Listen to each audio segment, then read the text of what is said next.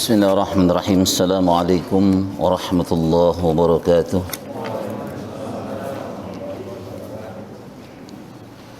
Alhamdulillah. Alhamdulillahilladzi anzala as-sakinata fi qulubil mu'minina liyazdadu imana. Asyhadu an la ilaha illallah wa asyhadu anna Muhammadan abduhu wa rasuluh. Allahumma salli wa sallim wa barik ala sayyidina Muhammad wa ala alihi wa ashabihi ajma'in. Amma ba'd. Ma'asyiral muslimin, jamaah salat maghrib Masjid Al-Falah yang mudah-mudahan kita selalu dimuliakan oleh Allah Subhanahu wa taala. Dalam kesempatan pembacaan hadis pada maghrib kali ini, saya akan membacakan satu hadis yang diriwayatkan oleh Imam Ahmad. Disebutkan bahwa baina nahnu inda Rasulillah sallallahu alaihi wasallam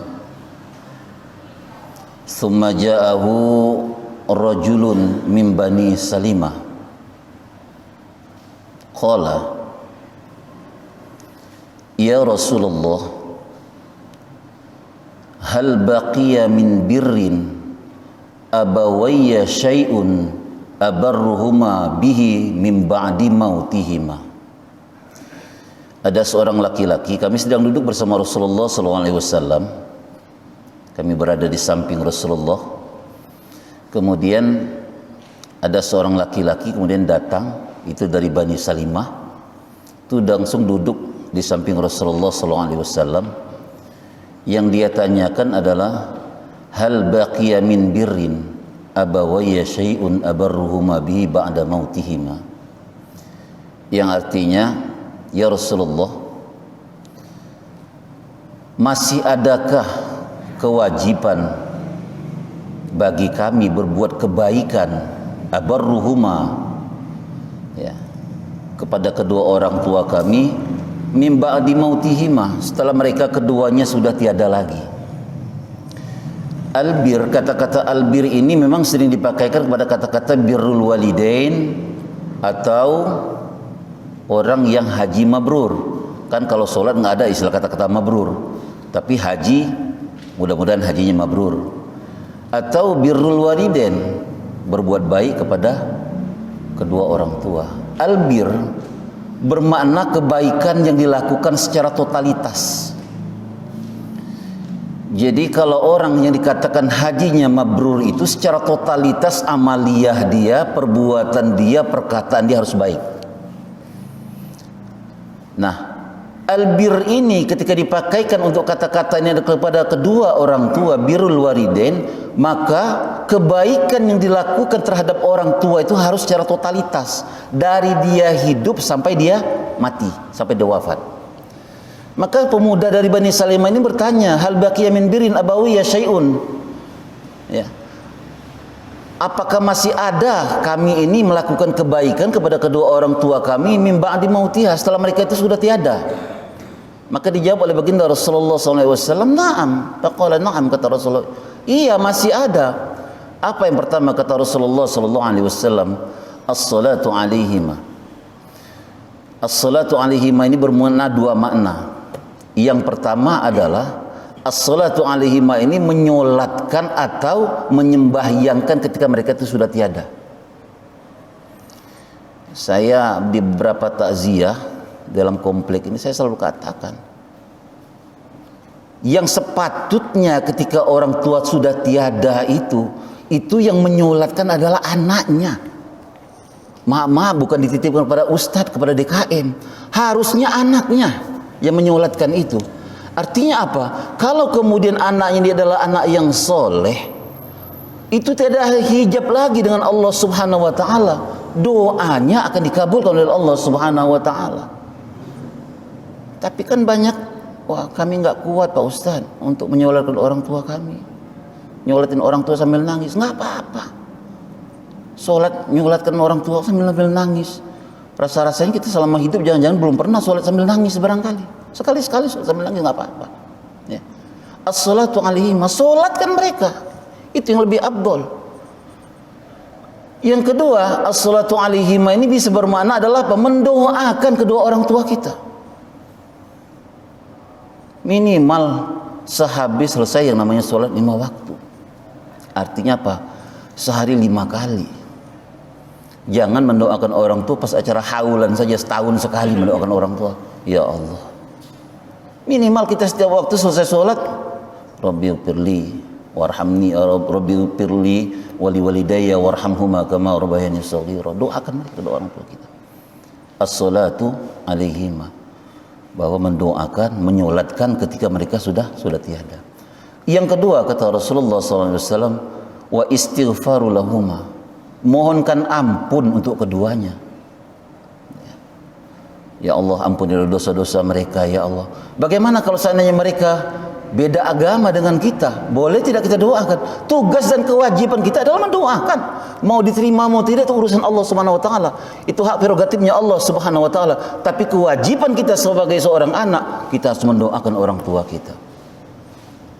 Yang ketiga, wa infadhu ahdihima min ba'diha, laksanakan apa yang telah menjadi janji-janjinya, apa yang telah mereka ikrarkan selama mereka itu masih hidup tapi nggak kesampaian karena mereka panggilan ajalnya datang. Mungkin dia masih hidup dulu pengen banget, barangkali dia ingin umroh tapi nggak kesampaian, ya. Sementara dia harta benda yang ditinggalkan ada, umrohkan mereka. Atau dia pernah berikrar semasa hidupnya, ya Allah, kalau aku kau panjangkan umur, karena aku udah daftar haji, umpamanya gitu kan, ikut haji pemerintah, udah ngambil seat 25 juta, belum sampai waktunya panggilan ajal datang. Itu kan janji yang mereka ucapkan, ikrar mereka, nggak kesampaian. Ada alternatif lain, anaknya yang berangkatkan haji untuk membadalkan orang tuanya. Oh, saya belum pernah haji Pak Ustadz, suruh orang yang pernah berhaji untuk membadalkannya. Artinya apa? Untuk melaksanakan janji-janji daripada orang tua ini banyak caranya. Kalau memang mereka artinya meninggalkan harta benda.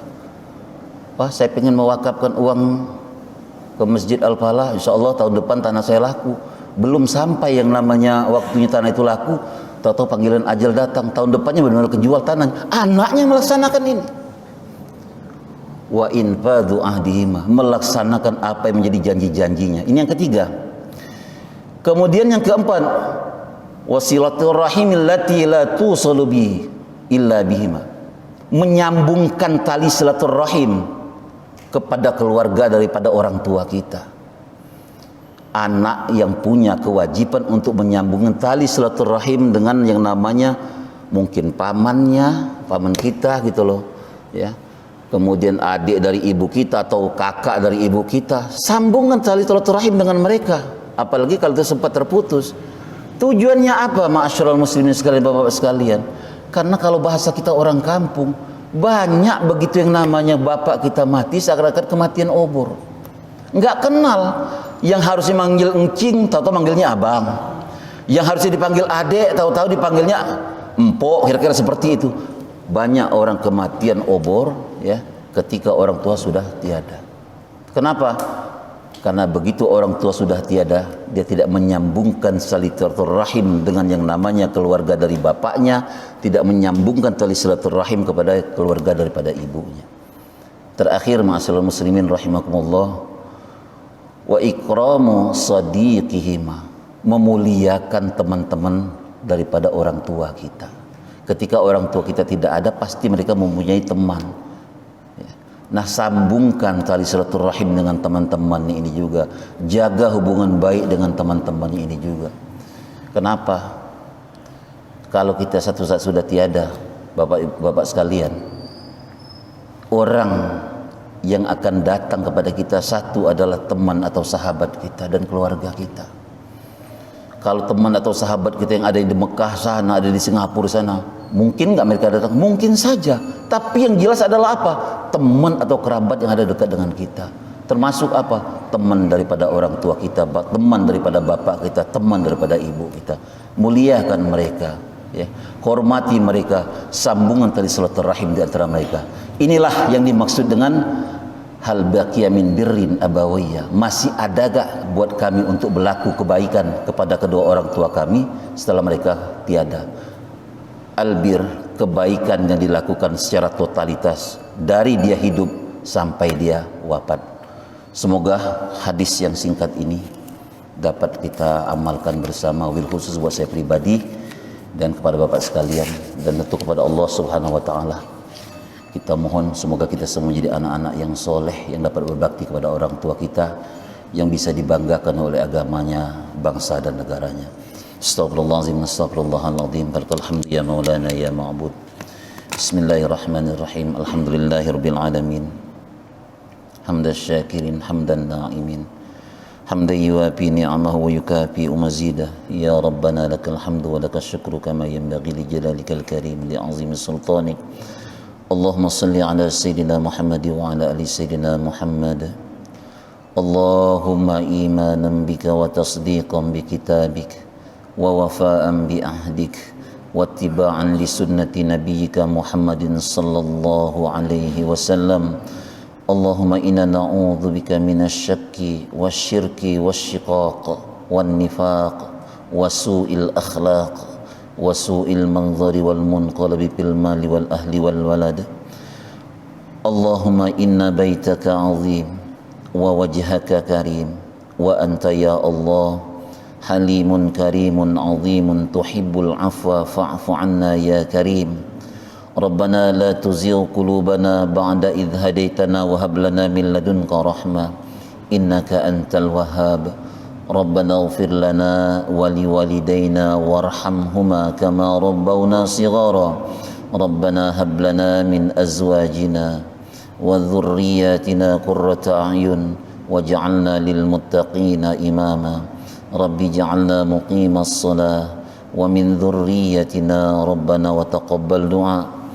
Allahumma rabbana anzil alaina ma'idatan minas sama'i takunu lana 'idan li awwalina wa akhirina wa ayatan minka warzuqna wa anta khairur raziqin warzuqna wa anta khairur raziqin warzuqna wa anta khairur raziqin. Rabbana taqabbal minna innaka antas samiul alim wa tub 'alaina ya maulana innaka antat tawwabur rahim. Rabbana atina min ladunka rahmah wa hayyi' lana min amrina rashada. Rabbana atina fid dunya hasanah wa fil akhirati hasanatan wa qina adzaban nar wa adkhilnal jannata ma'al abrar ya azizu ya ghaffar ya rabbal alamin. Sallallahu ala sayyidina Muhammad wa ala alihi washabbihi wasallam. Subhana rabbika rabbil izzati amma yasifun wa salamun alal mursalin walhamdulillahi rabbil alamin. Terima kasih. Wassalamualaikum warahmatullahi wabarakatuh.